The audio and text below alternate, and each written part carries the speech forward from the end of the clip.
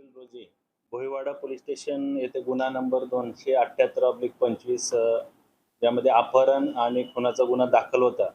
त्या गुन्ह्याचा समांतर तपास गुन्हे शाखेचे घटक 2 चे पोलीस निरीक्षक सोनवणे, सहाय्यक पोलीस निरीक्षक माळी, पी-एस-आय रवींद्र पाटील आणि त्यांच्या टीमनं केला. ज्यामध्ये असं निष्पन्न झालं की यातील मयत फरहत शेख राहणार भिवंडी वय 52 वर्ष याचा अपहरण करून खून करण्यात आला आहे.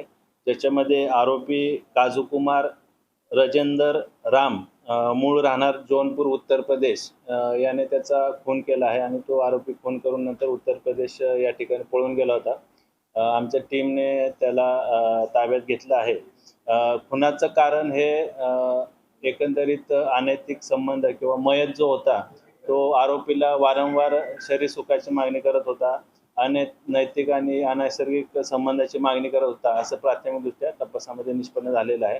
सध्या आरोपी हा पोलीस कस्टडीमध्ये आहे. मयत याचा काही लूम्स आहेत भिवंडी परिसरामध्ये आणि आरोपी आणि आरोपीचे वडील हे लूम कामगार लेबर वर्क करत होते.